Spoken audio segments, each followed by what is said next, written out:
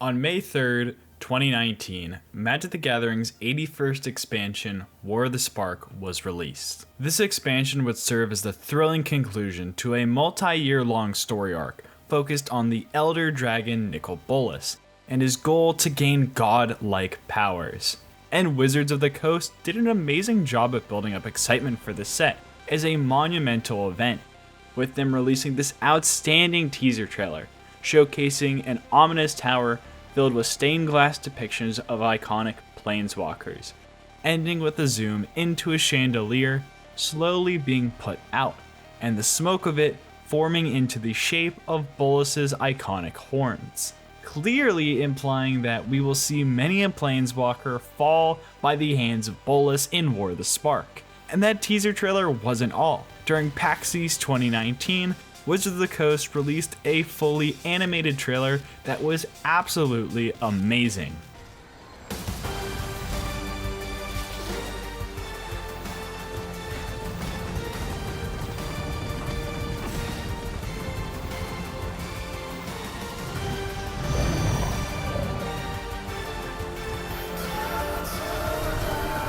Okay, but first let's rewind a bit.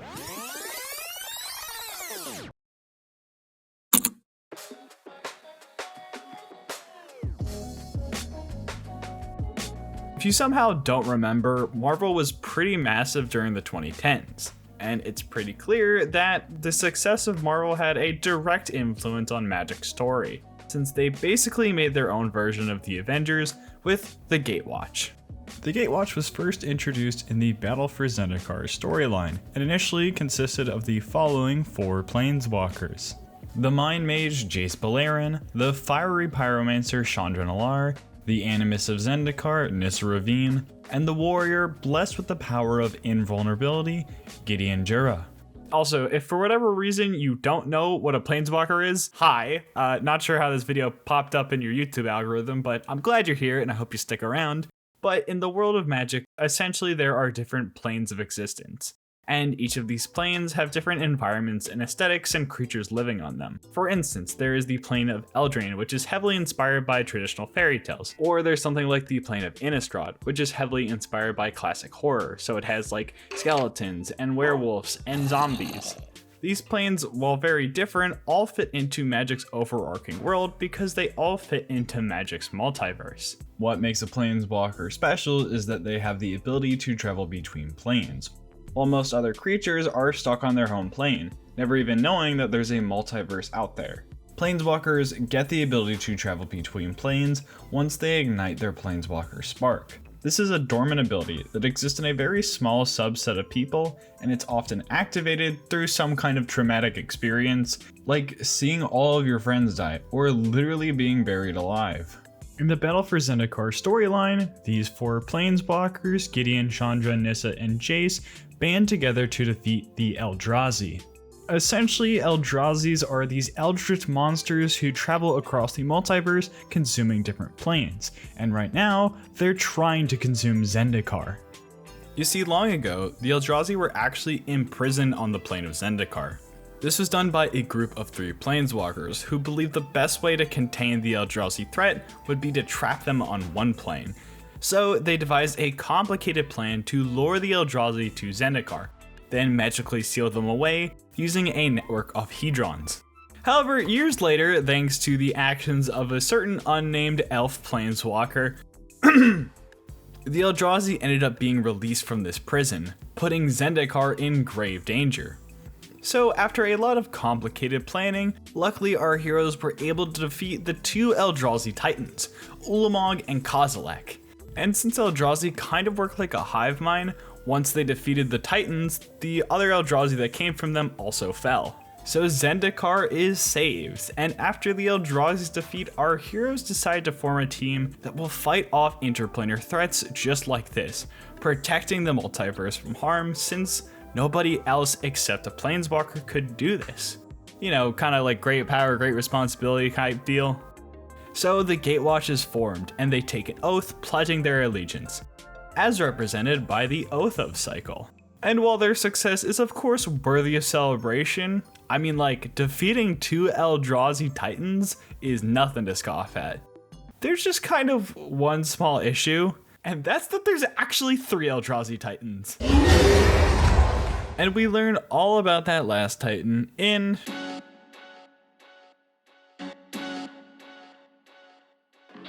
Shadows over Innistrad is the second time that Magic has visited the plane of Innistrad.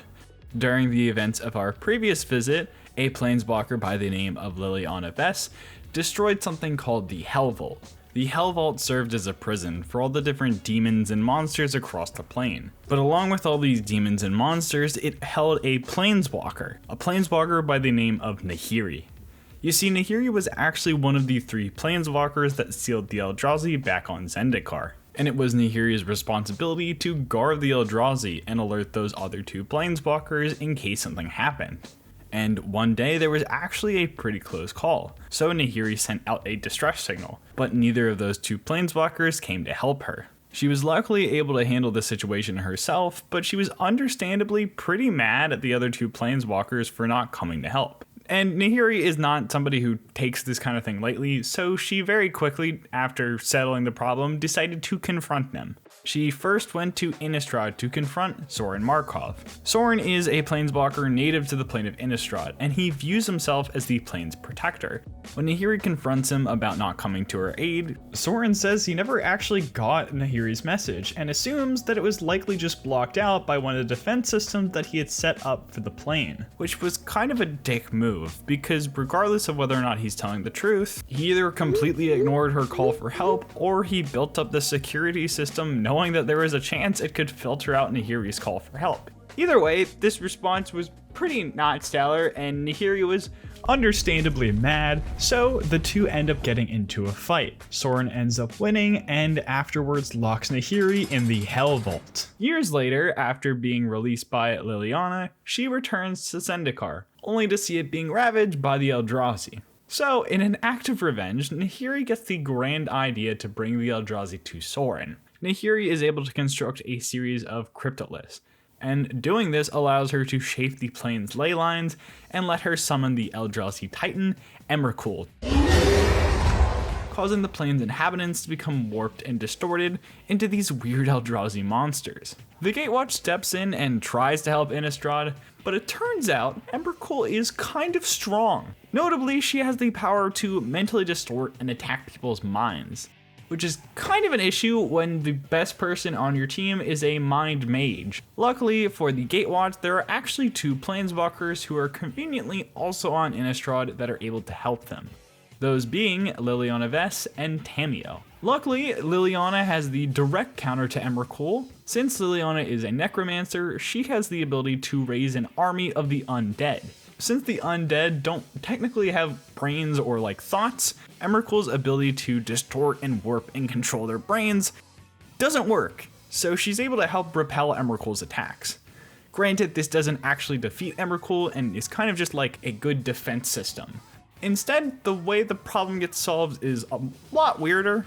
Emrakul uses her abilities to mind control Tamiyo. Tamiyo then uses one of her spell scrolls to trap Emrakul in the Silver Moon of Innistrad. What's weird though is, notably, according to Tamiyo, she had no control over what was happening, and the spell scroll she used didn't have a spell that should be able to trap somebody in the moon. So it seems that Emrakul realized she was on the plane when she wasn't supposed to be, and decided that it would be best if she locked herself away for a later date. It's incredibly strange and gives a lot of ominous clues that maybe the Eldrazi serve a greater purpose, but that isn't really expanded upon here, and it's potential that we'll get more answers later, but for right now, it's not super relevant to War of the Spark. Regardless, the day is saved, and the citizens of Innistrad can rest a little bit easier. At least as easy as you can rest, knowing there's an Eldritch Horror in the moon. After the somewhat confusing victory, both Tamiyo and Liliana are invited to join the Gatewatch. Tamiyo declines, but Liliana actually accepts. However, her reasons for joining the Gatewatch are a lot less noble than her other 4 members. You see, previously Liliana made a contract with 4 demons: Kothaped, Griselbrand, Razaketh, and Belzenlock. This contract grants her eternal youth and power, but understandably, she doesn't really want to be in debt to a bunch of demons for the rest of her life, so she's decided to kill them all in order to get out of the contract. So far, she's already killed Kothapet and Gristlebrand. In fact, that's actually the reason she destroyed the Hell Vault, because Gristlebrand was being held there. She decides to join the Gatewatch, believing they'll be able to help her take down the remaining 2 demons. And with her joining, we also get another card in the Oath of cycle, with Oath of Liliana. And with that, we can move on to our next block of expansions. The plane of Kaladesh, as you can see, is clearly inspired by steampunk, and the plane is filled to the brim with fascinating marvels of technology. It's also the home of one of our heroes, Chandra Nalaar. To celebrate many of the inventions and technology on Kaladesh, they've decided to host an event called the Inventors Fair. Think of it like a massive science fair, but instead of showing off like model volcanoes, they're showing off weapons and like feats of technology that you've never seen before. Given the fair is going to have a ton of valuable inventions and inventors at it, the planeswalker Dovin Bond has hired the Gatewatch to act as security for the event. And wouldn't you know, the planeswalker Tezzeret ends up trying to steal a lot of the inventions and inventors away. Luckily, the Gatewatch, along with another planeswalker by the name of Ajani, are able to recover a large majority of the artifacts from Tezzeret. However, there is one glaring exception, that being an artifact by the name of the Planar Bridge. See, the Planar Bridge is really powerful since it has the ability to transport inorganic materials between planes, which is kind of a big deal when being a planeswalker is so rare. And something like that in the hands of Tezzeret is generally bad news. But it's even worse because right now, Tezzeret is acting as an agent for the dastardly evil Nicol Bolas. And a powerful artifact like that under the control of Nicol Bolas is nothing but trouble. Our heroes all believe that this is a pretty big threat, and their next step should be to take on Bolas himself. So Ajani decides to join the Gatewatch, as we see in the card, Oath of Ajani.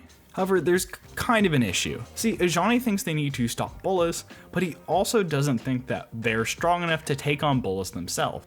Instead, he thinks the group should recruit some other powerful allies before taking the fight to Bolas directly. Liliana, on the other hand, thinks they should go after Bolas now. Mainly because Bolas is on the plane of Amonkhet, which is home to one of her last 2 remaining demons, Razakath. Ultimately, Liliana is able to win the argument, so everybody except Ajani makes their way to the plane of Amonkhet. But before we get into Amonkhet, let me first introduce you to our story's villain, Nicol Bolas. Nicol Bolas is one of Magic the Gathering's oldest villains, being first introduced in 1994 as one of the original 5 Elder Dragons from the set Legends. As you can see, he's had a bit of a glow up since 1994. One of Bolas's defining character traits is his lust for power, and once you take that power away, oh boy, does he do everything in his power to get it back. You see, back in the early days of Magic, planeswalkers were way more powerful, with them essentially just being like mini gods. However, that all changed due to the events of Time Spiral Block. In the story of Time Spiral, the multiverse was having some pretty major problems with time rifts popping up everywhere. It's kind of like a whole thing that I'm not going to get into, but basically in order to close these time rifts, a few planeswalkers had to sacrifice their sparks and trigger a process called the Mending. While the Mending was able to solve the problem with the time rifts, it created an unintended side effect. It altered the planeswalker spark forever, transforming planeswalkers from these all-powerful gods to essentially just like strong-ish wizards. And this set Bolas on a mission to regain that power that he lost from the Mending, and ideally surpass it. This line of thinking also isn't necessarily exclusive to Bolas. A lot of planeswalkers from this time tried to regain their power, with Liliana being a prime example. She was also a pre-Mending planeswalker, and the main reason she even took a demonic contract in the first place was to help regain some of that power. However, Bolas's ideas are far grander than Liliana's, as we'll quickly see on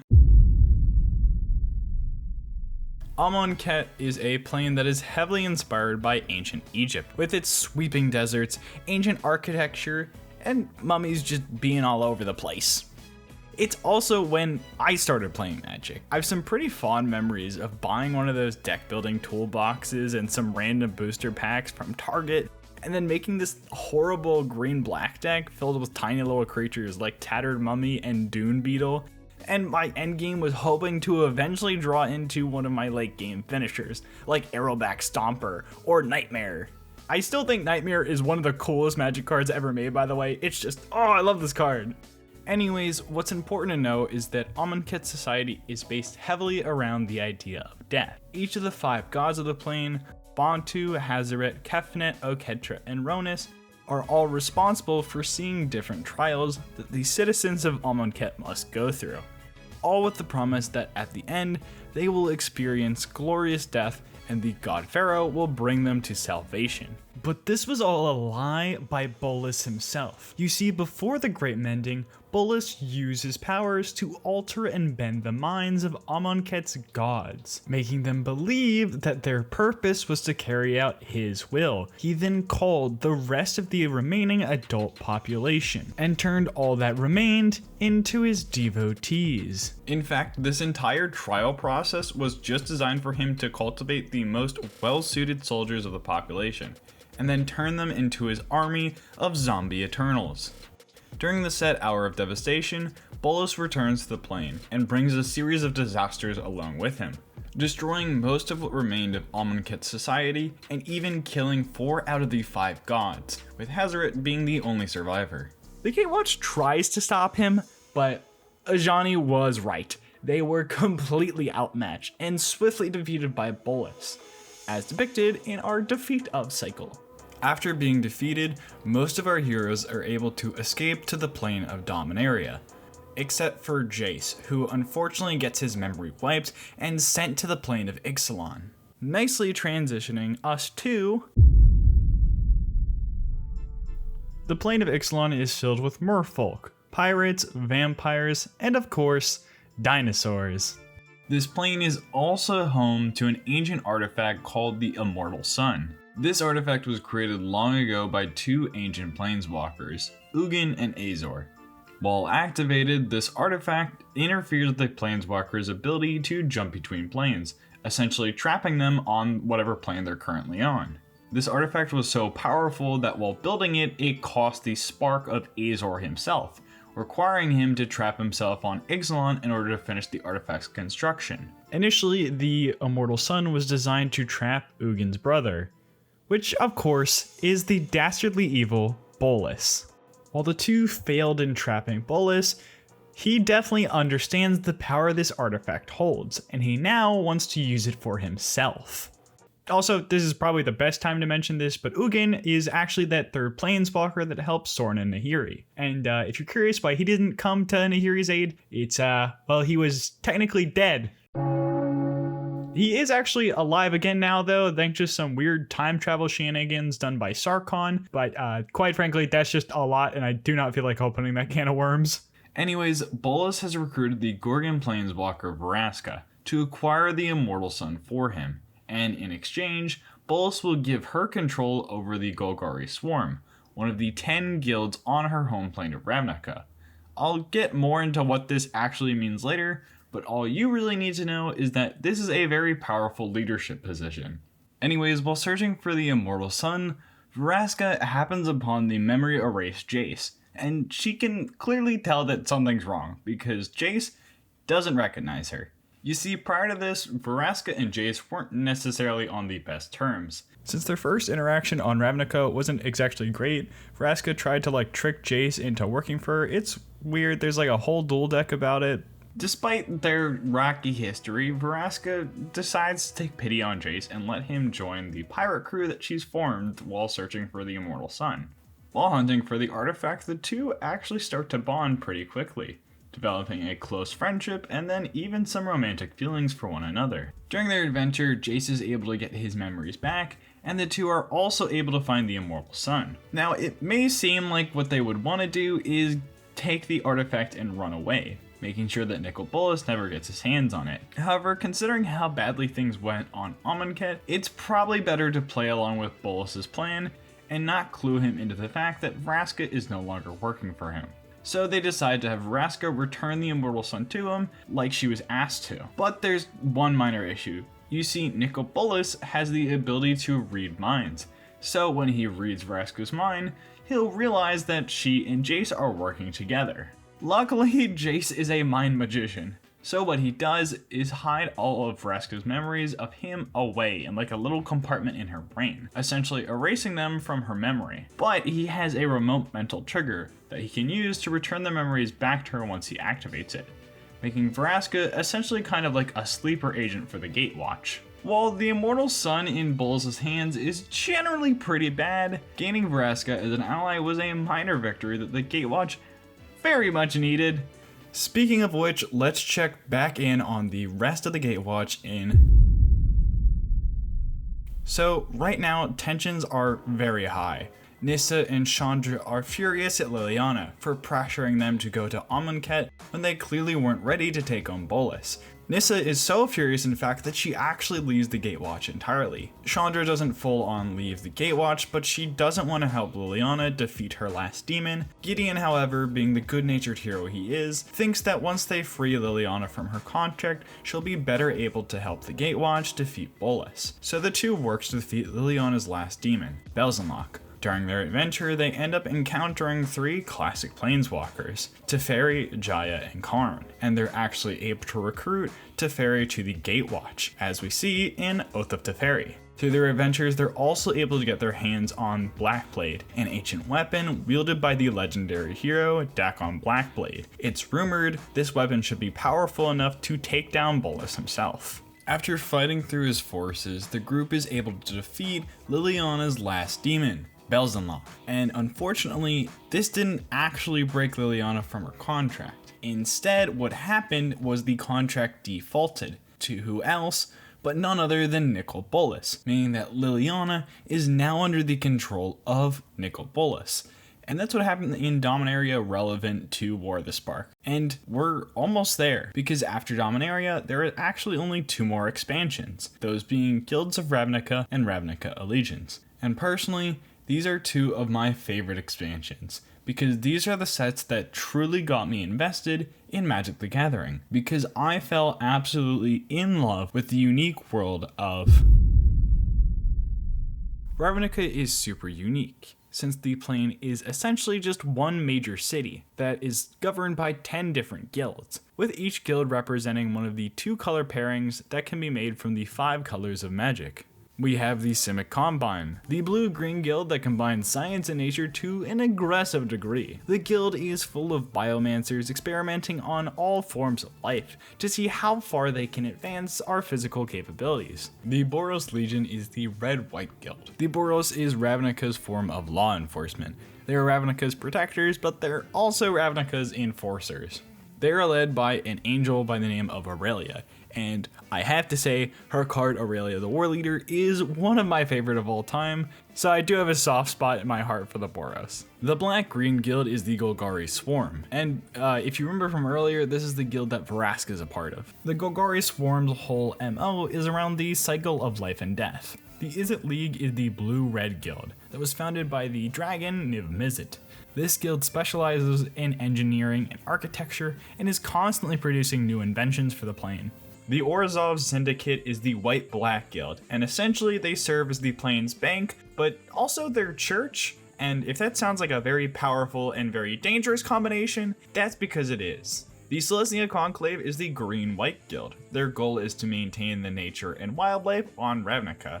While this is a little bit difficult given the plane is one massive city, they still try to make sure that people are connected to the nature that the city was built on. The Gruul Clans is the Red-Green Guild. They're kind of like a more extreme version of the Selesnya Conclave, as they have a general distaste for the city life of Ravnica, so they've rejected city life and embraced a culture of breaking things instead. House Dimir is the Blue-Black Guild. The Dimir deal in secrets, informations, and assassinations. These guys know literally everything and anything going on in Ravnica. Currently, the guild is run by the talented shapeshifter, Lazav. Next is the Red-Black Guild, the Cult of Rakdos. These guys are actually in charge of the entertainment district of all things. They are performers with an emphasis on the cruel and deranged, kind of like a weird combination of Saw and Cirque du Soleil. It was founded and led by the demon Rakdos himself. And just like I had to say for Boros, I do have to mention that Rakdos, the Lord of Riots, is like one of my favorite cards of all time. Last, but most certainly least, we have the Azorius Senate. These are the politicians of Ravnica. They're in charge of creating all the rules and laws that help to govern the plane. Probably the coolest thing they have going for them is their leader, a sphinx by the name of Vesperia. Each of these groups are all vying for power, and they're constantly trying to edge each other out and gain little advantages here and there, often leading to minor disputes between one another. It's a plane ripe for political intrigue. Also just kind of fun for players to pick and choose which guilds are their favorites, so you can rep them accordingly. If you're wondering, by the way, my favorite is of course the glorious Cult of Rakdos. One of the coolest things they did for these sets specifically was creating something called guild kits. There were these decks that you could buy that were constructed entirely of cards set on different expansions on Ravnica, along with coming with a unique spin down dice, a pin, and a new foil version of an iconic legendary creature from each guild. In my opinion, it's one of the coolest products they've ever made. But products aside, currently in the story, the guilds are at each other's throats because across the board, there is just chaos. All thanks to the dastardly evil Nicol Bolas. Bolas made good on his word and gave Vraska the opportunity to take over the Golgari Swarm. He also got Vraska to assassinate the leader of the Azoria Senate, Asperia, giving this the perfect opportunity for another one of Bolas's agents, Dovin Vaughn, who you may remember from Kaladesh, to step in and seize control. The Orzhov Syndicate was previously ruled by a Ghost Council. However, a planeswalker by the name of Kaya, who is notably a ghost assassin for hire, was recently asked by Bolas to seize control. So, she did that. The planeswalker Domri Raid recently usurped control of the Gruul clans after beating the former leader, Bulparignos, in a duel. Across the board, things are kind of a mess. Leadership in each guild is rapidly changing, which is all what Bolas is hoping for. He's just generally trying to destabilize the guilds as much as possible, to distract everybody from whatever he's planning to do. However, for one guild, he wants more than just destabilization. The Izzet League's second in command is a planeswalker by the name of Ral Zarek. While Ral hasn't actually taken over the Izzet League like the rest of Bolas's connections, what's important is the invention that he's been working on. Ral has been working on something called Project Lightning Bug, which tracks planeswalkers' activity across Ravnica, so he can detect whenever a planeswalker enters or leaves the plane. And Ral has been feeding this information back to Bolas. Despite working with Bolas, Ral doesn't fully trust him, and neither does the guildmaster Niv Mizzet. Niv Mizzet has sensed that Bolas is on the plane and is plotting something, and believes that Ravnica needs to bolster its defenses in some way, so he has Ral modify Project Lightning Bug into something called the Interplanar Beacon. This beacon, when activated, will summon planeswalkers from across the multiverse to Ravnica, hopefully ready to defend it. And while this may sound like a decent idea to protect Ravnica, it's actually exactly what Bolas wants. In fact, Bolas himself used a Dimir Thought Stealer to plant this idea in Niv Mizzet's head in the first place. And this is the final piece in place for Bolas's master plan. And in War of the Spark, we finally get to see him executed. What purpose could he have for bringing all these planeswalkers to Ravnica? And how is he going to use all these powerful artifacts that he's collected? And what will happen to our heroes? And most importantly of all, we have to ask, if it's not fun, why bother? Okay, so I know I've been going on for a while about the lore and story, but let's take a brief break from that, because at the end of the day, Magic is a card game, and it's important that that underlying game is actually fun. First, let me talk about the design concept for this set. War of the Spark conceptually is extremely different than most other sets that have come before it. This set was an event set, which is very different than a usual Magic set. Typically, Magic sets are designed around a particular plane, so the designers can be very flexible about what the cards are designed around, since you can showcase many different aspects of a world, rather than being stuck on a narrow storyline. On top of that, War of the Spark adds another layer of difficulty thanks to its inherent concept. The elevator pitch for this set, according to Mark Rosewater, the head designer of Magic the Gathering, was, imagine every planeswalker you know, all together on Ravnica, fighting. In Magic lore, planeswalkers are supposed to be these special and very powerful beings, and this is also actually paralleled in-game. With each expansion, the set usually only has a couple of planeswalker cards in them, and all of these cards have been printed at the highest rarity, Mythic Rare. In fact, prior to War of the Spark, there had only been 137 planeswalker cards printed, which may sound like a lot, but it's important to remember that in total, there's 18,263 cards printed before War of the Spark.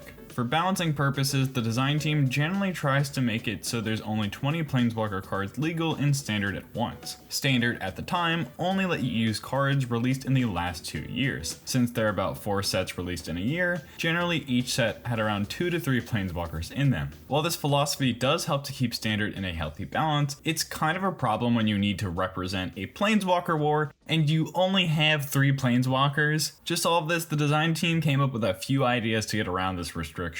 One idea was actually to skim off planeswalkers from other sets coming out around the time. By having a handful of sets released before and after War of the Spark contain 1 or 2 less planeswalker cards, they could then bolster the number of planeswalkers in War of the Spark, while still maintaining the goal of having about 20 planeswalkers in Standard at one time. Another idea they had was to utilize the idea of signature spells. These come up decently often in Magic. Certain spells will directly reference the planeswalker who casts them. For instance, the card Chandra's Spitfire or Aminatu's Augury reference the planeswalkers Chandra and Aminatu respectively. Eventually they realized that if they're gonna make a set based on a planeswalker war, they just have to bite the bullet and stuff the set full of planeswalker cards, making this Magic the Gathering's very first ever planeswalker themed set. And such an idea creates a lot of inherent design problems, which Mark Rosewater outlined in his Making of Magic article. First, you have to address the planeswalker design resource issue. See, planeswalkers have a fairly limited design space, so if they were going to make a set around them, they would really need to innovate in this area.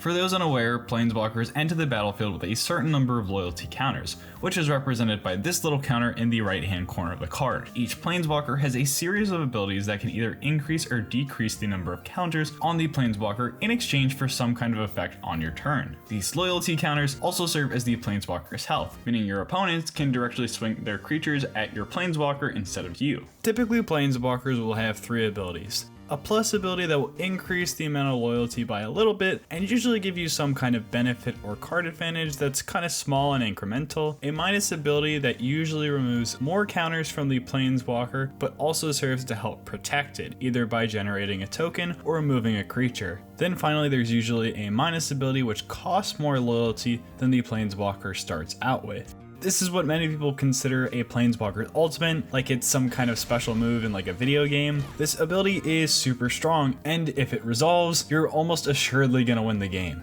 While obviously not every planeswalker worked like this, a large majority of them do, so if you're gonna build a whole set around the card type, you have to expand the design a little bit. Number 2, you have to make non-mythic rare planeswalkers. Every other planeswalker before this had been mythic rare. So if they were going to make a set around planeswalkers, they would now need to design planeswalkers at rare and uncommon, meaning now you have to account for limited formats a lot more when designing these planeswalkers. Third, you have to deal with the color balance issue.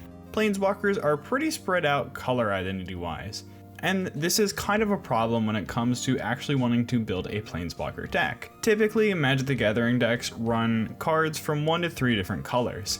So it makes it really hard to build a deck themed around the planeswalker card type, just because there's so few that are going to be in the same color combination. So with War of the Spark, they wanted to make sure players had the ability to design and build planeswalker themed decks.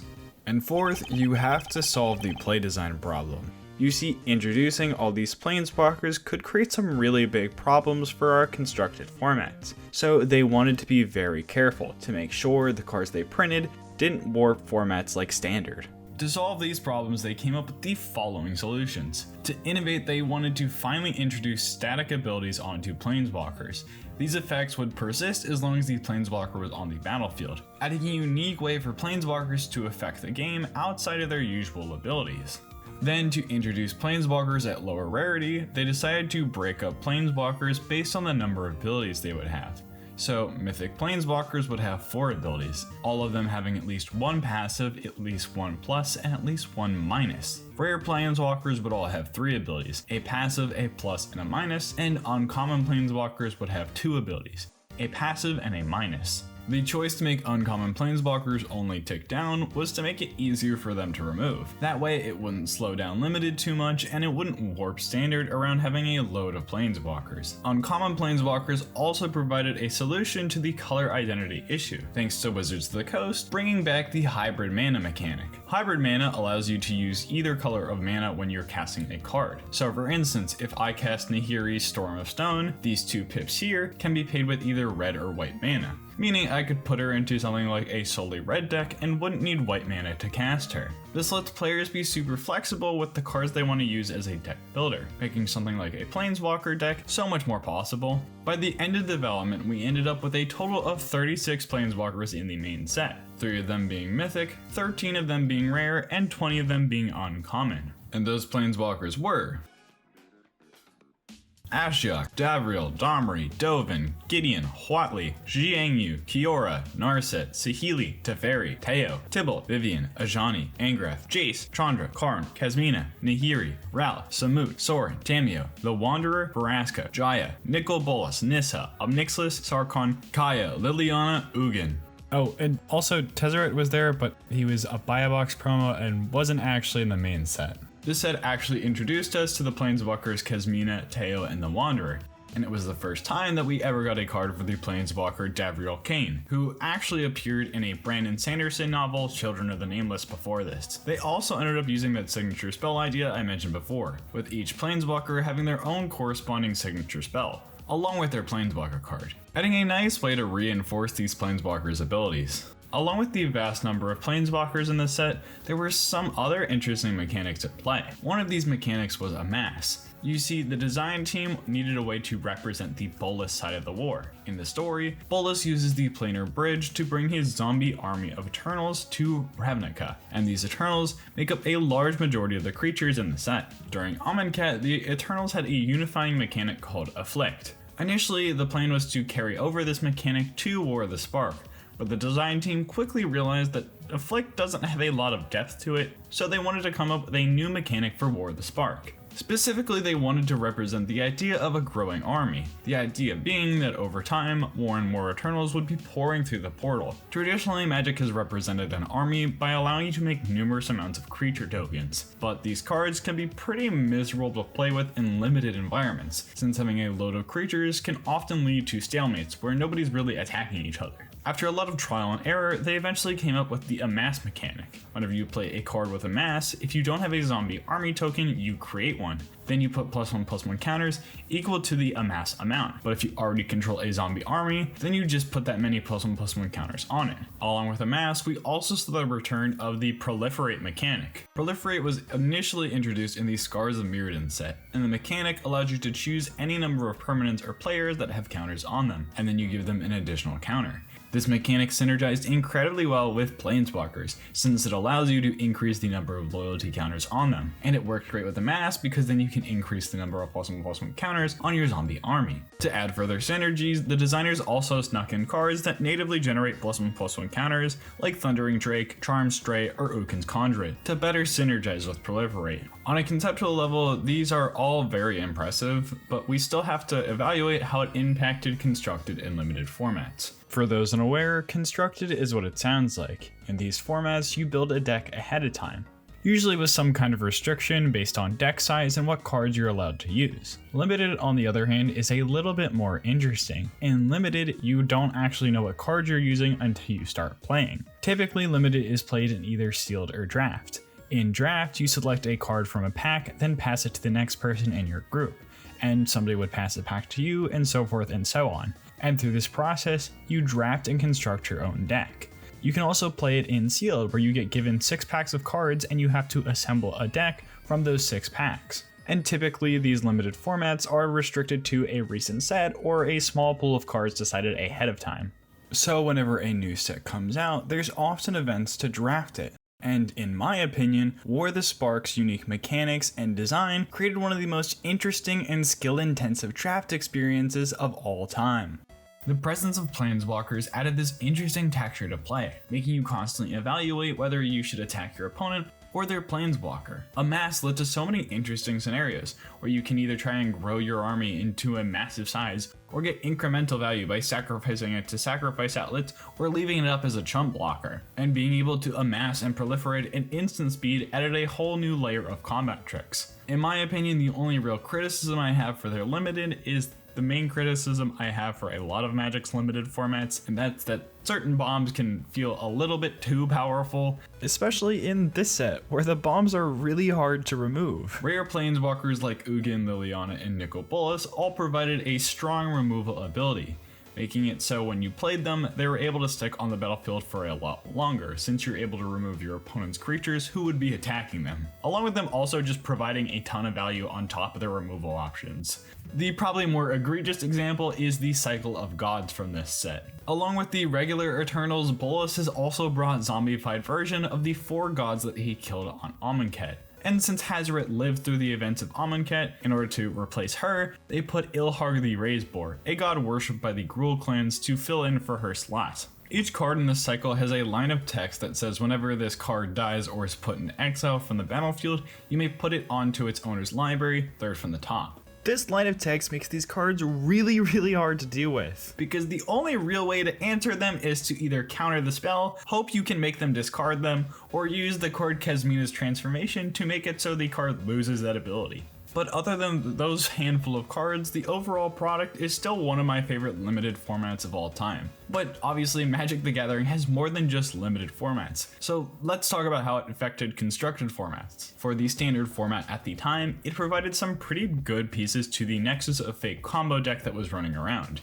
It gave Jace, Wielder of Mysteries, as a pretty decent win condition. A Boreal Grazer and Nissa Who Shakes the World were great additional ramp pieces that let you reach 7 mana even sooner, which is the exact amount you need for Nexus of Fate. Golgari Aggro got access to Massacre Girl as an awesome removal option, and Liliana as a great value piece. Boros Aggro got Feather the Redeemed, and red decks got Tibalt and Chandra. But the archetype that benefited the most by far from this set were control decks. They got access to a great new counterspell with Dovin's Veto. Narset Parter of Veils was an amazing way to lock your opponents from drawing more cards, and it was also the introduction of the infamous Teferi Time Raveler, which forced your opponents to play at sorcery speed. In fact, the Teferi was so good that he later ended up getting banned in Standard because of how oppressive it was. Granted, the ban was only for like the last 2 months he was legal in Standard for, but Standard wasn't actually the only format he was banned in. Teferi was also banned in the format Pioneer. In Pioneer, Dovin's Veto and Narset actually still see play in control decks. Along with them, we also see the card Mayhem Devil appear in Black-Red Sacrifice lists. The card Parhelion 2 has an entire combo deck based around cheating it in with Greasefang, and Ashiok appears in almost every deck that can play it, thanks to it just being such a great sideboard card. Along with Teferi, the card Karn the Great Creator was also banned in Pioneer. Karn's -2 allows you to pull an artifact from your sideboard, making him an amazing utility piece. But he also becomes really powerful in something like a mono green devotion style deck. This deck can generate so much mana incredibly quickly, allowing you to play really big artifacts like Cityscape Leveler or God Pharaoh's Statue incredibly early, letting people snowball out of control before their opponents can even fight back. To weaken this deck a little, they had to axe Karn since he was able to get those big finishers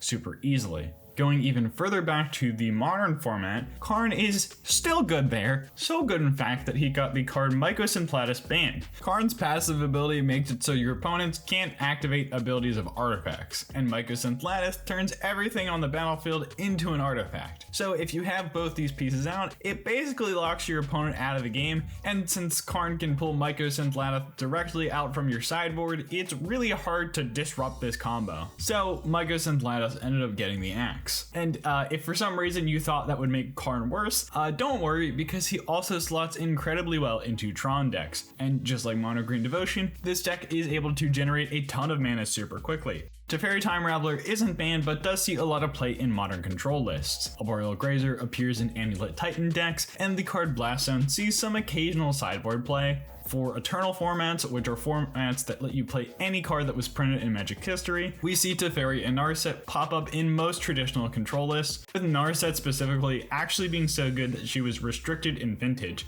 which means you can only have one copy of her in your deck due to just how well she combos with effects that make players discard their hands and draw new ones. And because the Planeswalker card type is just generally hard to interact with in Vintage. The card Dreadhorde Arcanist was so good that it is actually banned in Legacy due to the amount of value you could generate early game, since Legacy is filled with a bunch of cheap instants and sorceries that Dreadhorde Arcanist can bring back super easily, making it a very oppressive deck. The card Bolas' Citadel is personally one of my favorites from this set. It's like really fun to play casually, but it's also incredibly strong thanks to a combo with Aetherflux Reservoir and Sensei's Divining Top.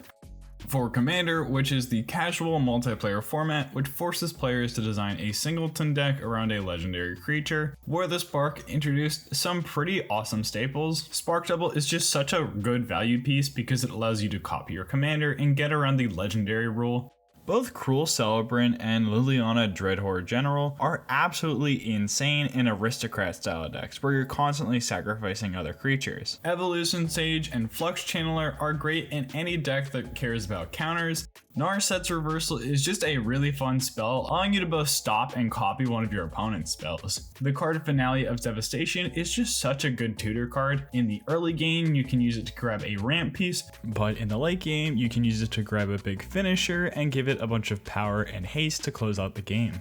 War the Spark was also the introduction of some pretty iconic commanders, with it being the origin of the second most popular red-white commander of all time, Feather the Redeem, the return of my boy Krinko, the first printing of the ever-popular Massacre Girl, and the first time we ever saw a card for one of Magic's longest-running jokes, Vibblethip. And some other cards that I personally really like that aren't really celebrated as much that I would like to highlight are Vivian's Arcbow. This effect is kind of fun and splashy. While there are obviously kind of better versions of this effect, I think it's still pretty cool, and the art on this card is absolutely fantastic. Teo is probably one of my favorite planeswalkers from this set. The ability to give yourself hexproof is pretty small, but I do really like these Pillow 40 effects, and I think it's a really cool way to represent his magic being based around shielding. And the card Emergent Zone is just such a fun land, allowing you to just surprise your opponents by casting a really powerful spell at flash speed. While I think the power level of this set is kind of pushed in some certain areas,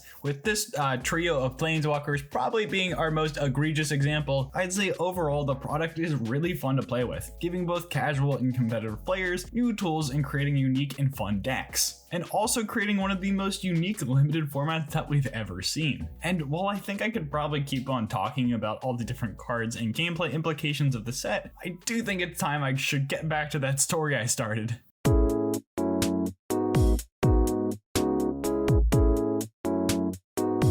Leading up to the release of War of the Spark, Wizards of the Coast did an incredible job at building up hype for the set, thanks in part largely to that trailer I mentioned before. This trailer was an absolutely massive step up in quality compared to every other trailer that had come before this. One thing that's also important to note about the trailer is that it showed us our very first Planeswalker death of War of the Spark. Dack Fayden. Dack is a pretty beloved character. While he wasn't particularly relevant in Magic's main story, he did star in his own series of comics, helping players get better connected with him, which is honestly a lot more love than most planeswalkers get. So revealing that Dack would be dying in War of the Spark was kind of a big deal, and also helped reinforce this narrative that War of the Spark was going to be a bloodbath of planeswalkers. And leading up to the release, people were creating tons of different lists and theories and predictions of who they thought was going to live and who they thought was going to die in the upcoming story, generating a lot of excitement for the set.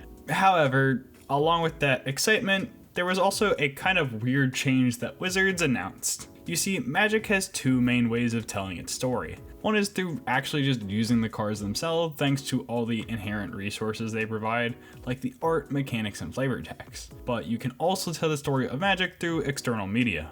For each expansion, Wizards typically releases free online story articles that tell the story of the set. Even though not every player interacted with all these articles, they were great resources for those who are passionate and interested in Magic's world and characters. And what's important is that all these articles were completely free. Along with these free articles, Magic has also released a number of novels, comics, and games to serve as supplementary material. However, with War of the Spark, Wizards announced that instead of having our usual free online story articles, Instead, the story would be told through 2 novels written by Greg Weisman. The first telling the actual story of the main set, and the second serving as more of an epilogue. They also announced that going forward, Magic's story would continue to be released like this. Obviously, that didn't sit right with a number of people, because Magic, an already expensive hobby, was now taking away something that was previously free and now charging for it. But you can look at this in a positive way, since the content is now being expanded to a full-blown novel rather than just short online articles. One would reasonably assume the quality of writing and storytelling would improve. But in reality, it does so much wrong and so very little right. The book is not well written. It is rushed, superficial, outright sloppy throughout. in general, the reception was fairly negative for these novels. Many fans and reviewers had a few common complaints, mainly that most of Magic characters generally felt kind of off in how they acted and talked, breaking from what was previously established for long-lasting characters. They also cited that the overall writing quality came across as very lazy, and that generally speaking, the narrative just didn't flow particularly well, making the novel feel more like a checklist of bullet points that Greg Weisman needed to hit when he was writing, rather than an actual cohesive story. These are pretty major problems for a book, and honestly, there are more, but before we go deeper on that, let's actually go over the story. I'm gonna do my best to give a general summary of what happens in both the book and on the cards, so we can get a general overview of what happens. Let's start back where we left off, on Ravnica. Thanks to the chaos going on between the guilds, Bolas has been able to construct his citadel undetected, and he is about to begin the invasion of the plane of Ravnica. Back on Amonkhet, Bolas has assembled his army of zombie Eternals, along with Tezzeret, who is in control of the planar bridge. If you recall, the planar bridge can only transport inorganic materials. Now, obviously, Bolas wants to bring this army of zombies to Ravnica, so in order to get around the planar bridge's restriction, Bolas is taking advantage of a substance that is native to the plane of Amonkhet, called Lazatept. By coating the army of Eternals in this protective substance, it allows for the army of Eternals to enter the portal just fine, thus starting the invasion of Ravnica. Oh, and wouldn't you know, thanks to that contract, Liliana is forced to serve as the army's general. With Bolas's forces entering Ravnica, Ral Zarek decides to activate the interplanar beacon, summoning hundreds of planeswalkers from across the multiverse to Ravnica. But Ral played directly into Bolas's trap, because soon after, Bolas activates the Immortal Sun, meaning that any planeswalker that planeswalks to Ravnica is now trapped there. Bolas's armies are trying to ravage the streets of Ravnica, but the summoned planeswalkers are doing a pretty good job at holding them back. Now, it may seem confusing. Why would Bolas do this? Why would he assemble an army but then trick Ral into bringing such a powerful defense force against it? Luckily for us, Bolas soon reveals exactly what he's had up his sleeve all this time. He casts the Elder spell. This ancient spell imbues his army of Eternals with the powerful ability to harvest a planeswalker spark just by touching them. And then once enough of these sparks have been collected, Bolas would then use them to regain his powers and ascend to godhood. And we can tell how powerful this spell is with the very quick death of the planeswalker Domri Raid. Seeing many a planeswalker fall by the hands of Bolas, a bunch of the remaining planeswalkers group up together to devise a plan to stop Bolas. Everybody is split up into different groups that will accomplish a different task central to this plan. Gideon, Huatli, and Angrath join up with Aurelia in the Boris military. They're gonna fight against the army of Eternals, and they're actually able to take out the God Eternal Ronus specifically. The planeswalkers Mu Yang Ling, Zhi Yang Yu, and Ajani are all put in charge of protecting and evacuating the citizens of Ravnica. Jace, Teferi, Jaya, and Vivian attempt to take out Liliana. I should also mention, by the way, Liliana is not a big fan of the whole invasion thing. She's generally trying to save as many lives as possible, but obviously that's pretty hard given the circumstances. Anyways, the group tries to stop her, but Bolas gets in their way, and they end up having to fall back and regroup. Karn, Omnixilis, Dak Faden, and Samut have all been tasked with closing the planar bridge. the group is able to travel through the planar bridge to Amonkhet, because apparently that inorganic material rule also doesn't apply to planeswalkers for some reason. Once there, they're easily able to defeat Tezzeret, who honestly isn't really putting up a fight because he doesn't super agree with Bolas's idea, and they're able to shut off the planar bridge, stopping any more Eternals from entering Ravnica. After doing this, Ob Nixilis just kind of pieces out since he doesn't really care about what happens to any of the other planeswalkers or citizens of Ravnica. Everybody else, however, returns to Ravnica ready to help with the fight.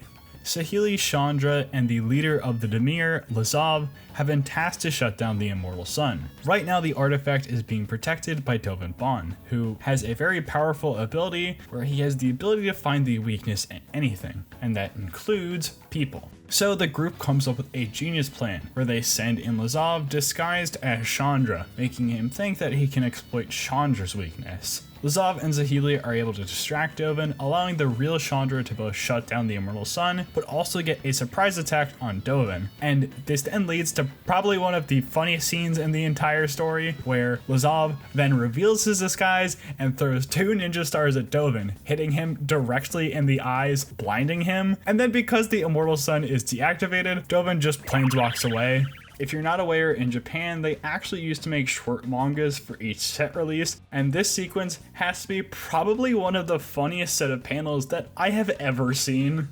Finally, our last group is Vraska, Teo, Ral, Kaya, and a member of the Dimir Guild called Rat.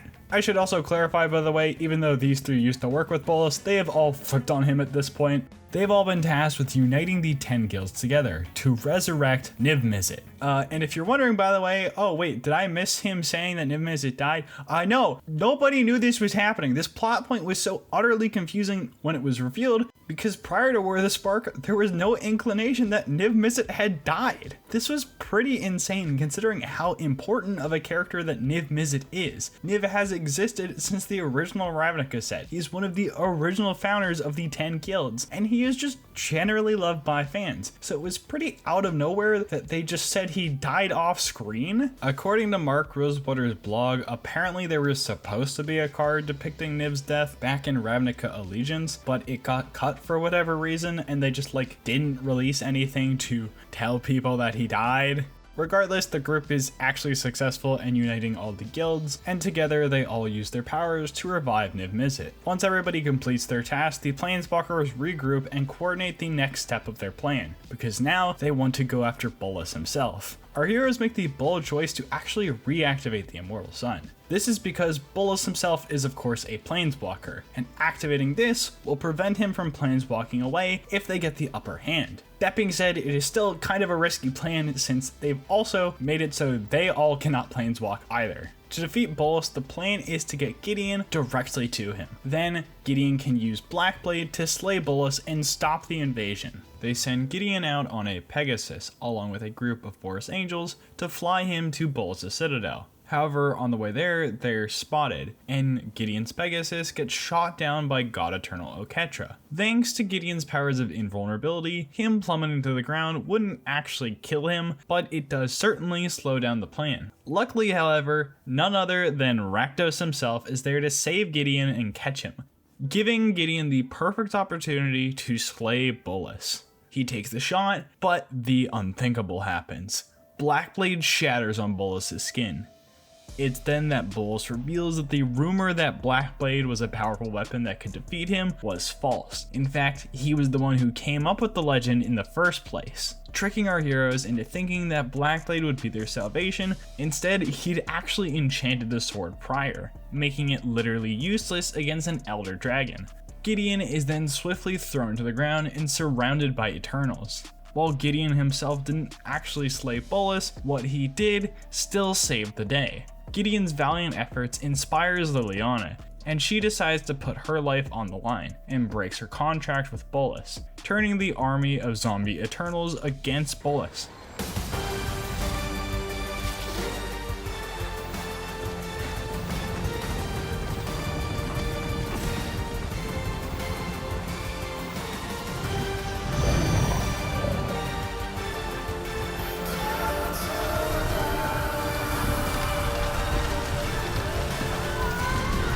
And also, if you remember, this is where poor old Dak dies. Liliana breaking her contract causes her to start to disintegrate. Gideon sees what Liliana is trying to do, so in a moment of pure selflessness, he passes his power of invulnerability to Liliana, causing him to take on the burden of the contract. He thus begins to melt away. Thanks to the army of Eternals and the now resurrected Niv Mizzet, they are able to subdue Bolas, and then Liliana is able to use the God Eternals to harvest his spark and kill him. Except that's actually not what happened. You see, Bolas has actually been killed before, and he was able to come back from that relatively fine, so killing him isn't necessarily the best idea, since there's a good chance he can just resurrect himself. But this kind of concept is really tricky to explain, especially in a high intensity situation like this. So what Jace and Ugin do is they create an illusion of Bolas being killed. In reality, Bolas was still defeated and sapped of his power, but he was taken to a plane called the Meditation Realm. Here, Bolas will be locked away in a plane of basically nothingness, with his brother Ugin serving as his warden until the end of time. That concludes the main story of War of the Spark, but there is still the matter of the Forsaken novel. Forsaken is mainly to clean up a lot of the loose ends from the main story, mainly being the fate of Bolas' accomplices. Our group of planeswalkers decide to send Ral, Vraska, and Kaya after these three. The idea being that these three would be redeeming themselves since they worked with Bolas in the past. Ral is sent after Tezzeret, Vraska is sent after Dovin, and Kaya is sent after Liliana. I think this concept is generally fine. However, we do have to acknowledge that it is objectively stupid that for some reason when they were writing this, they decided to make the Gorgon Planeswalker, I should repeat, the Gorgon, go after the guy who just went blind. Kaya is able to track down Liliana to Dominaria. However, before Kaya can take her out, she actually ends up working with her to help save some local citizens. After bonding together over this shared experience, the two begin to discuss exactly what happened in War of the Spark from Liliana's perspective. Kaya recognizes that Liliana didn't really have much of a say in being part of this invasion plan. Kaya decides that ultimately she doesn't want to go through with the plan of assassinating Liliana, and instead decides to help her fake her own death. To do this, Liliana gives Kaya a mythical artifact called the Chain Veil. This artifact is incredibly powerful, and it was a central plot point in an older storyline involving Liliana. Many planeswalkers involved in this know how strong this artifact is, and know how much Liliana did to get her hands on it. And they all know that it's not something Liliana would give up lightly, so it's the perfect item to present as evidence of defeating Liliana. Vraska had something pretty similar happen. Dovin bleeds for his life, and in exchange, he'll help the Golgari swarm. Vraska agrees, however, before anything can happen, Rat, that Dimir assassin I mentioned from before, ends up taking out Dovin anyways. Finally, we have Ral. Ral is able to track down Tezzeret, but isn't able to defeat him. Instead, Tezzeret actually gets the upper hand, but Tezzeret doesn't kill Ral. Instead, he sees this as an opportunity to fake his own death. He gives Ral his arm, claiming that Ral could use it as evidence when he returns back to Ravnica. Except Ral doesn't end up doing that. Instead, when he returns to Ravnica, Ral completely exposes that Tezzeret tried to fake his own death. In the context of War of the Spark, in my opinion, that's all that's really important from Forsaken from a lore perspective. There is some stuff that they talk about regarding future stuff, but for the sake of this video, I don't think it's really worth talking about. What is worth talking about, however, is those problems I mentioned before.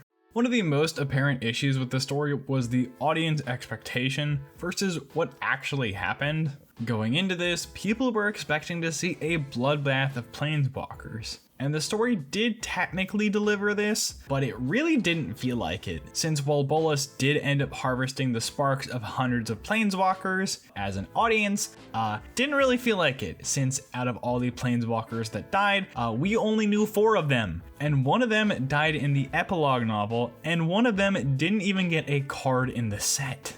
Also consider this set introduced us to 4 new planeswalkers, so we basically just broke even here. Dak specifically not getting a card is probably the most egregious, and if you're wondering why that's the case, it's because he wasn't actually planned to be in the set at all. As Mark Rosewater explained in his Odds and Ends article, Essentially what had happened is while writing the story for War of the Spark, Greg Weisman had a character to serve a specific role. He went to Wizards to try and figure out which planeswalker would serve this role best. And after talking with Wizards, they decided the best planeswalker to fulfill what he was looking for would be Dack Fayden. The issue though is they were so far along in the design process that they weren't able to include him in the set.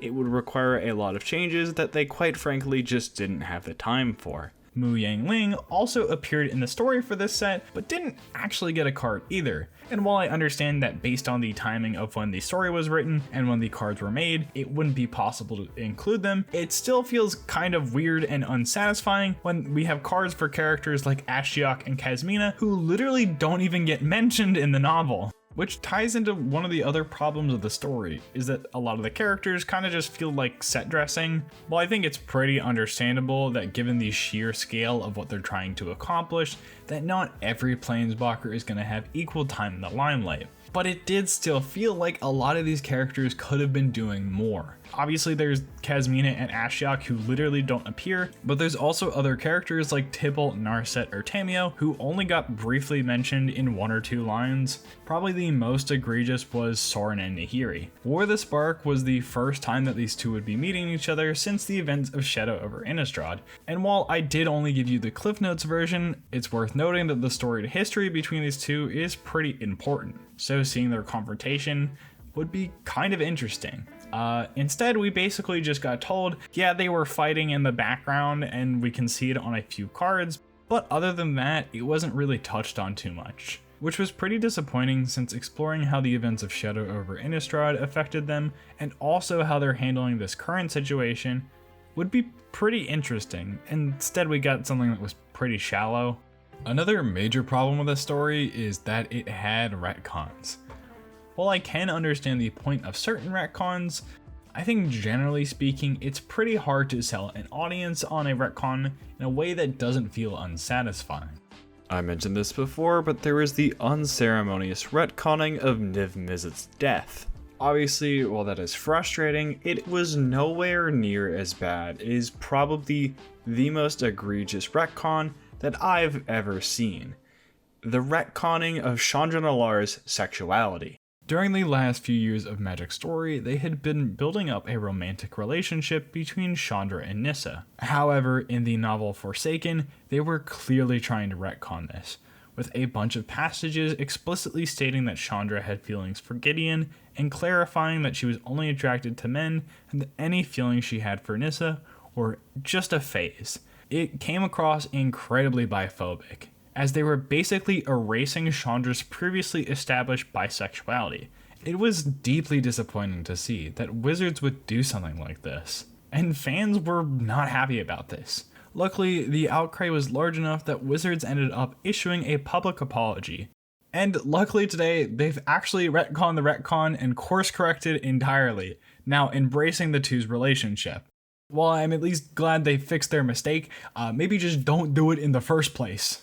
Honestly, these problems are pretty hard to ignore, but in the interest of being fair, I would at least like to talk about 2 things that I genuinely really like about the story. The first being the introduction of the character the Wanderer. This planeswalker was a super mysterious character, considering she didn't even have a planeswalker subtype, like almost every other planeswalker before it. We also learned that her spark works in a very interesting way. In order to keep herself on a plane, she has to dedicate a lot of mental energy. Otherwise, she's forced to randomly planeswalk across the multiverse. This character led to a lot of fun speculation of people guessing who this mysterious planeswalker could be, and we wouldn't get the answer to that until 3 years later with the release of Kamigawa Neon Dynasty. Along with the Wanderer, the other thing I'd like to highlight is Bolas himself. Bolas is a genuinely entertaining villain. He is just like cartoonishly evil, and the way that he tricks and outsmarts his opponents is generally pretty fun, making him, in my opinion, probably one of Magic the Gathering's best villains. And even though I love Bolas and the Wanderer, I can't ignore the fact that overall the story was kind of a disappointment, which especially sucks since the set it was attached to and the lead up to it was so much fun. And honestly, despite my many problems with the set's story, I would still say it's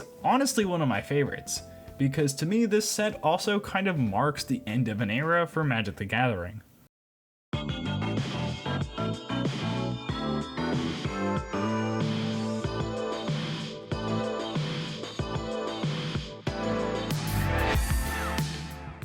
Magic the Gathering changes pretty consistently, and Wizards has been very open about this. Over the years, they have provided a ton of insight on why and how things have changed. During the years surrounding War of the Spark, Magic underwent some pretty massive changes. That, combined with the fact that War of the Spark serves as a finale to a big story arc, it makes the set feel like a big send-off to that era of Magic the Gathering. For the sake of the video, I'd like to focus on 3 major changes that all happen around this time. The first being collectability. Probably one of the most glaring changes that occurred during this time was an emphasis on collectability. About 6 months after the release of War of the Spark, we got the set Throne of Eldraine. This is a pretty controversial set in Magic's history for a lot of reasons, but one reason people tend to forget is that it's the set that formally introduced us to the Collector Boosters product. Collector Boosters are exactly what they sound like. A booster pack of cards specifically targeted for those who enjoy the collectability aspect of trading card games, which is a market that Magic has tapped into before, as we saw with the Expedition series of land cards in Battle for Zendikar, the Invention series in Kaladesh, and the Invocations in Amonkhet. With those sets, the special cards would appear randomly throughout packs, so collectors would have to delve through boxes and boxes worth of cards, hoping that they'd eventually find the rare cards they're looking for. Collector boosters were introduced to streamline this process. These booster packs would be filled to the brim with foil cards, extended arts, and new alternate versions of arts for certain cards in the main set. For instance, in Throne of Eldraine, each planeswalker card got an alternate art printing, and each new card with the adventure mechanic had a special alternate showcase printing, in this new storybook style border. Going forward, these special borders and new packs would become standard with each new release. Theros got these special constellation borders, Ikoria got these comic book borders, and so forth and so on, giving each expansion an extra flavor to its card printings. While these special art cards do technically appear in regular boosters, they don't appear nearly as often as they do in collector boosters. So of course, to make up for this, that means collector boosters have to be 5 times the price of a normal booster. Obviously, this is all kind of ridiculous to an average player, because it's not super likely that you'll end up pulling the card that you're looking for, and it's really easy to lose money on these packs. Which is generally fine, since the product was clearly targeted at whales who are willing to put the financial investment to get these rare versions. And this isn't exclusive to Magic by any means. Plenty of games release cosmetic skins for an additional price to help supplement the game's income. So embracing this practice was clearly designed to bring in more profits for Wizards of the Coast and its parent company Hasbro. And that wasn't all. Along with collector boosters in December of the same year, they also introduced a product called Secret Layers. Essentially, Secret Layers were a small collection of a few limited edition versions of Magic cards, done in a unique art style that wouldn't generally fit into a typical Magic set. And they've had some pretty cool layers. They've done specific layers for Magic the Gathering artists. They've also brought in outside artists like Junji Ito. They did an entire secret layer where it looks like Zero Box cards, and one of my personal favorites has to be the baseball cards. These all look awesome. I'd say generally speaking, this embrace of collectability has been overall pretty good for the game, since it's given Wizards and Hasbro a ton of extra revenue for relatively inexpensive changes. But this has brought some downsides, the most obvious being readability. A number of these cards are really hard to read just due to how they're formatted. For instance, this Tevis Sock card has some absolutely amazing artwork done by Mark Riddick, but it's really hard to read exactly what the card does, which is kind of a problem for a card game, where I need to know exactly what both my cards and my opponent's cards do. While you could memorize confusing cards like this, it's kind of a big ask since some of these cards are really complicated to remember just due to how much text is on them. It's also really bad with new players, since they're not likely to encounter the original version of the card and won't know the text. And because they're newer, they probably don't know that they should just look it up on Scryfall to figure out what it does. And this is becoming a bigger problem as time goes on, since the number of special cards is rapidly increasing. There have been over 1,500 secret layer cards printed. Combine that with a number of alternate art cards and promotional cards, you can tell that there is a lot of special cards in Magic now. This vast increase in the number of cards is creating an additional problem. These special cards don't really feel special anymore. At this point, this sheer quantity has gotten kind of exhausting and pretty unreasonable to keep track of, which kind of defeats the purpose of cards being special variants. Other than these minor negative effects, generally speaking, the drawbacks of this emphasis aren't really that bad, especially considering the amount of money that Wizards has been raking in from this. And I'm sure the amount of money they're generating is the main reason they've been putting such an emphasis on this, especially since Hasbro really needs Wizards to make money. If you're unaware, Hasbro has not been doing super great financially speaking. And right now, Wizards of the Coast is their most profitable division. So it seems to me that a lot of these changes are clearly due to a desperate need for them to get more and more profits. That way they can prop up the rest of their company. On paper, this isn't necessarily a bad thing. Magic being profitable is important because as long as the game is profitable, it will continue to be made. However, as we typically see, a corporation chasing profits often results in a lot of short-term thinking that leads to long-term problems, which has clearly been demonstrated in the Commanderfication of Magic. Commander is a very unique Magic the Gathering format. While most formats are usually a competitive 1 versus 1 game, Commander is a casual 4-player free-for-all. While most formats start at 20 life, Commander starts at 40. While most formats let you play 4 copies of a card in your deck, Commander requires you to make a singleton deck. And probably the most defining factor of the format is that when you're constructing a Commander deck, you decide on a Commander to lead it. You then design your deck to generally synergize around your Commander's abilities. Towards the end of 2019, Gavin Verhey went on the Command Zone YouTube channel to announce that 2020 would be the year of Commander, and with it came a few product announcements. The first being a change to how the Commander pre-constructed decks would be released each year. Before, they would release a small set of 4 to 5 pre-con decks once a year, and these decks could be based on anything they wanted to be. It could be set at any point or time in Magic's history. But now, they would be tying these to a new set and its mechanics, with him announcing that both Ikoria and Zendikar Rising would have their own pre-constructed Commander decks. On with this, they also announced a smaller Commander collection product, and they also announced, more importantly, the very first time they would be releasing a Commander-themed draft set, Commander Legends. And this was just the beginning.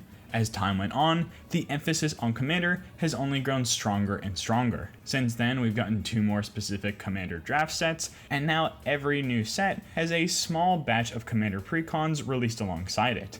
And at this point, the emphasis has almost gotten to the point of parity. Even Modern Horizons 3, a set designed for the modern format, has Commander decks, and on top of this, we're also getting original Commander decks as Universes Beyond products. And what's important to note about these pre-constructed decks is that they're used to introduce cards into the Commander format. So with so many new products, there has been a massive increase in the number of cards that are being printed for the Commander format. And in general, we've also seen an increase in the number of Commanders that are being printed. And with so many new cards and so many new Commanders entering this format, it has created some problems. The most immediate is that, quite frankly, all these new cards are really hard to keep track of. I'm not the first person to say this, but as a Magic fan, it feels as though we're in this constant state of promotional season, where Wizards is always advertising the next product, even though the last one just released. And the problem with pumping out so many products is that eventually the bubble you're forming is going to pop. Players are getting exhausted by release after release, and eventually enough people will begin to come to the conclusion of why even bother? Why dedicate the time and energy to get invested in a release when it won't be relevant in 3 weeks when a new set of cards comes out?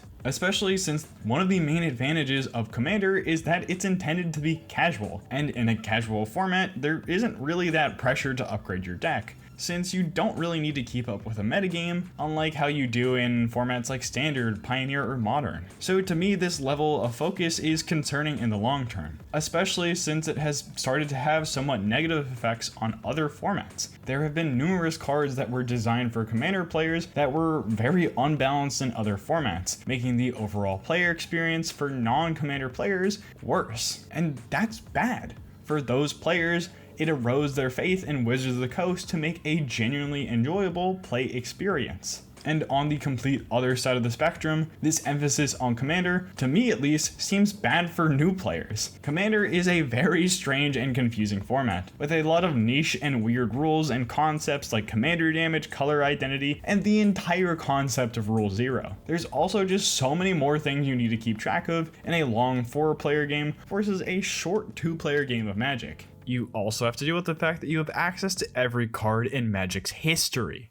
which is much more than a smaller format like Standard or Pioneer. Overall, this can be very overwhelming for somebody who's new to the game. Personally, I think having such a high barrier of entry is a bad way to introduce players to this game. On top of all this, I think the other big consequence of focusing on Commander so much is that it has a direct influence on Magic's world and story. More specifically, I think it's a problem in how it's influenced planeswalkers. One of the major issues with the planeswalker cards is that they don't work particularly well in the Commander format. This is because it's really hard to keep them alive, considering now you have to defend it against 3 players rather than just 1. Despite planeswalkers being a central part of Magic's story, they don't work in its most popular format. Cut all the way to 2023, after the events of the March of the Machine storyline, there was a mass desparking event, giving Wizards of the Coast the perfect excuse to make legendary creatures of their former planeswalkers, which to me was clearly done so that they could sell them back to players as commanders. On paper, this may not really seem like a problem.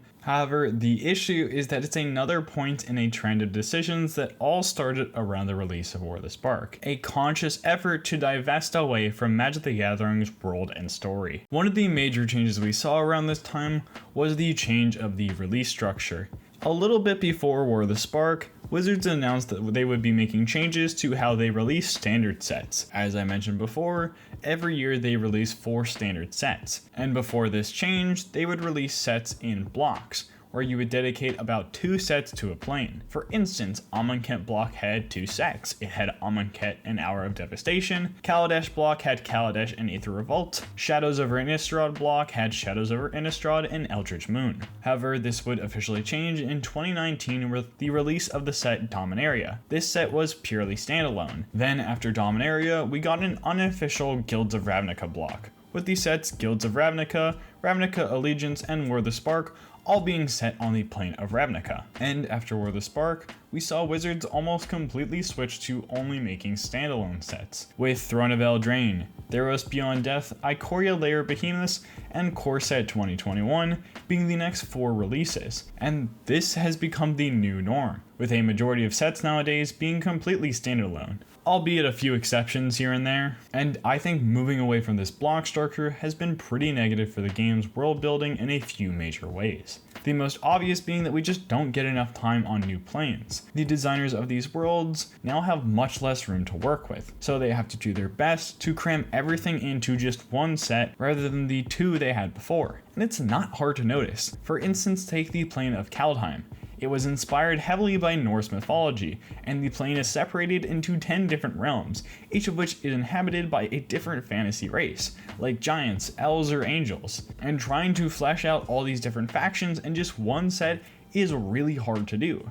So factions like spirits, shapeshifters, and giants are basically absent from a lot of the story and world building that was made for the set. So we don't really get how these factions all interact with each other the same way we understand how all the guilds interact with each other on a plane like Ravnica. To me at least, it felt like there were a lot of ideas going on in Kaldheim, but because of the limited amount of time that we had on the plane, players never really got a chance to connect with the different factions and the world overall, making Kaldheim feel way more forgettable than it honestly should be. For a somewhat different example, take a set like Kamigawa and Neon Dynasty, which was one of the most beloved sets of the last decade. This set had so much love and care put into it, and players really connected with it. Ideally, if we were still in this block structure, we would have been able to get even more out of this plane. Along with getting less out of these interesting ideas, this move away from a block structure has led to a more egregious problem in my opinion, a growing number of sets that feel like they were conceptually underdeveloped. There's this great GDC talk in 2019 by Jeremy Jarvis,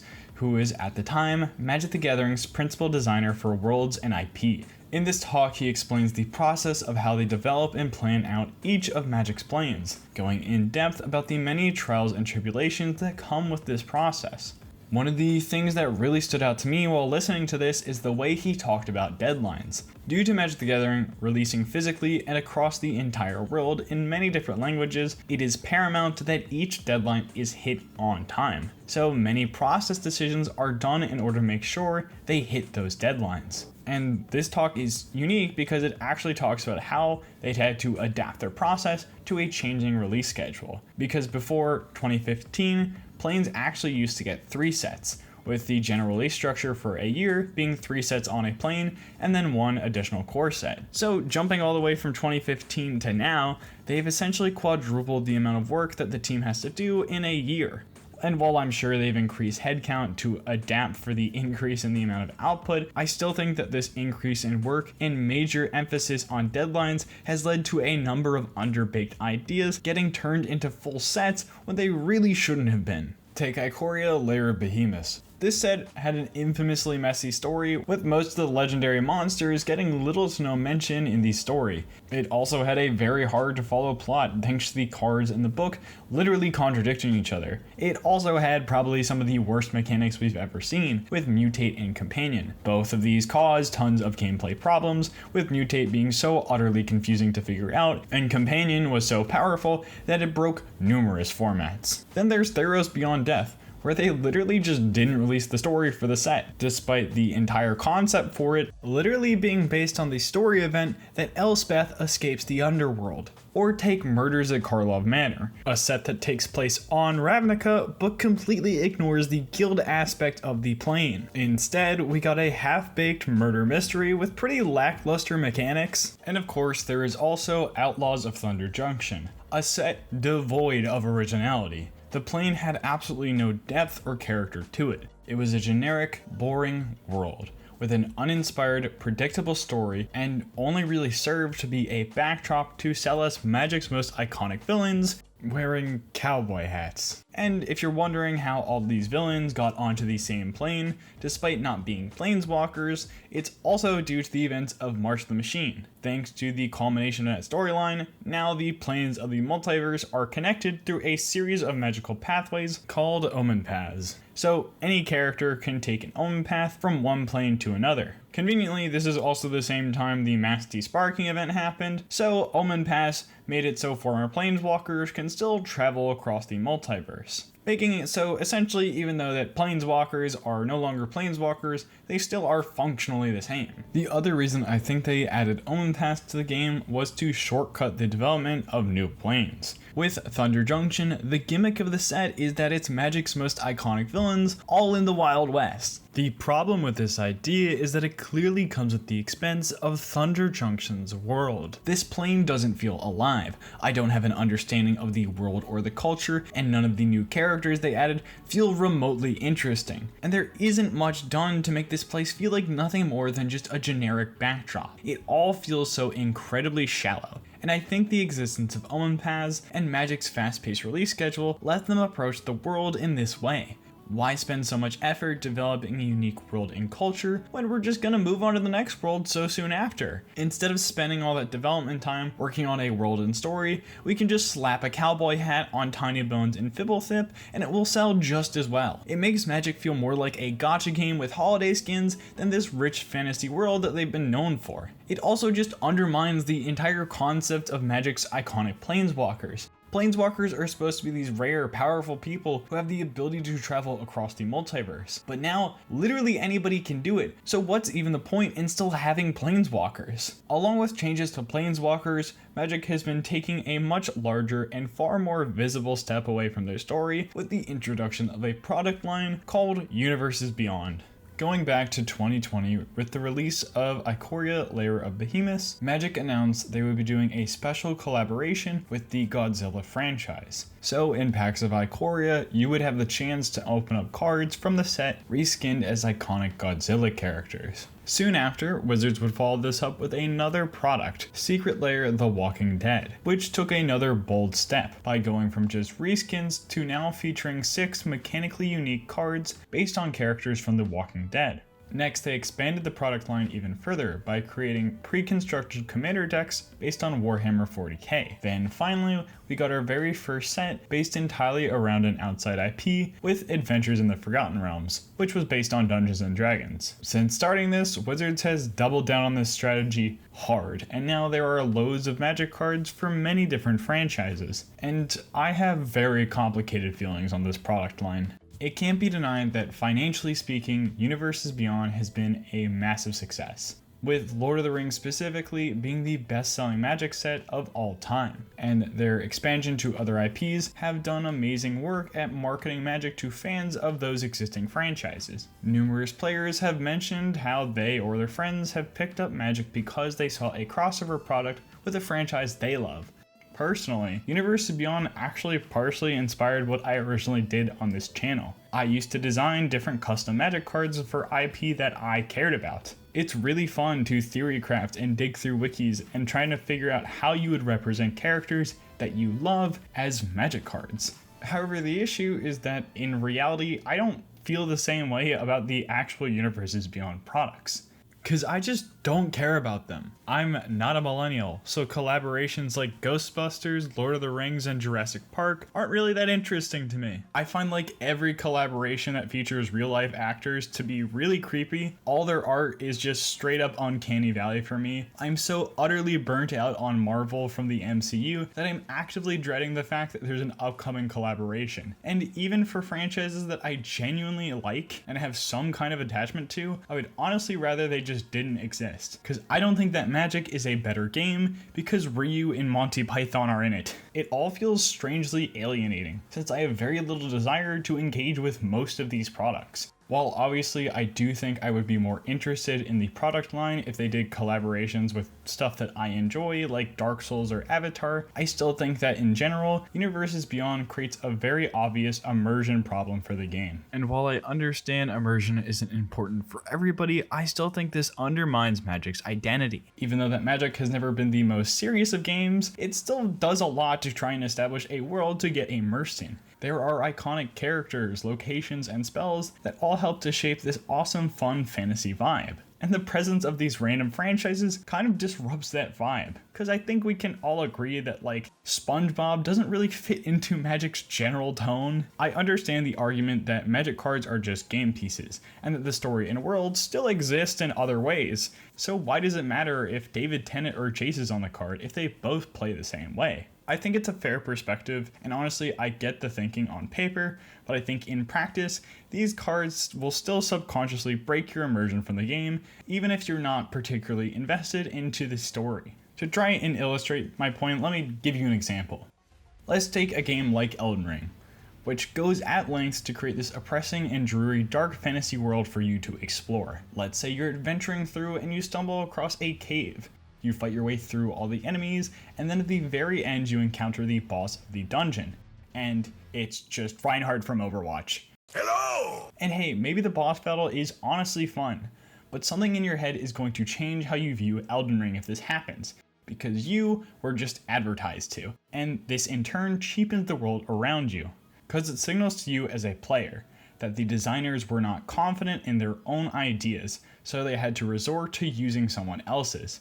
Now, rather than viewing Elden Ring as this interesting, self-contained world for you to explore, you've now subconsciously realized that it is a vehicle for you to be advertised to, and not wholly a unique experience like you thought it was going to be. The reason I bring up Elden Ring specifically as an example is that it sounds ridiculous. Why would a game like Elden Ring, which puts so much effort into its world design, randomly throw in a character from Overwatch? But to me, Magic feels the same way. For over 25 years, Magic had been creating and designing its own fantasy world. And then randomly, out of nowhere, Rick from The Walking Dead appears to ruin that. And this is a growing problem across the games industry. We keep seeing games compromise their own aesthetics and worlds, all in the effort to just shove as many collaborations into their game as possible.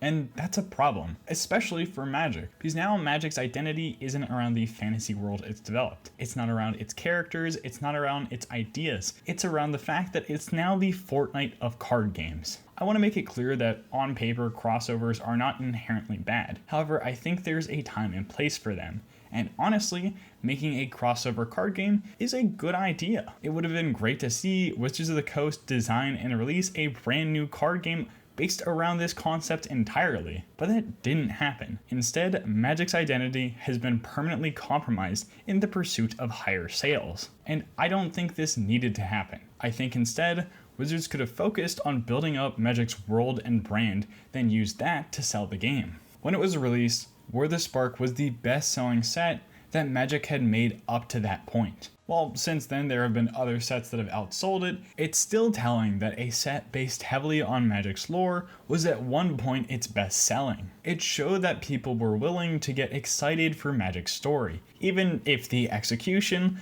left a lot to be desired. But rather than resorting to external IP to market Magic, I think the popularity of War the Spark should have signaled to Wizards that they could be doing so much more to expand and market Magic as a brand. And I wish Magic kind of did what League of Legends has done. League of Legends is like a horrible game, but Riot has somehow tricked so many people into playing and caring about it, and I think it's because they've done a great job at building up League as a brand. They have a hit TV show, popular spin-off games that are better than the main game, a K-pop hit, and they still release comics and shorts for dedicated fans. It lets people engage with League of Legends as a brand, even if they don't want to engage with the game itself, perpetuating it into the public consciousness, and also letting people still like the game if they're sick of the main gameplay. And Magic has sort of tried this in the past, considering they've attempted to make shows, they've made a few games, and have also expanded in a few other areas as well. Granted, these products have been a little bit all over the place in quality, but there have been a few diamonds in the rough.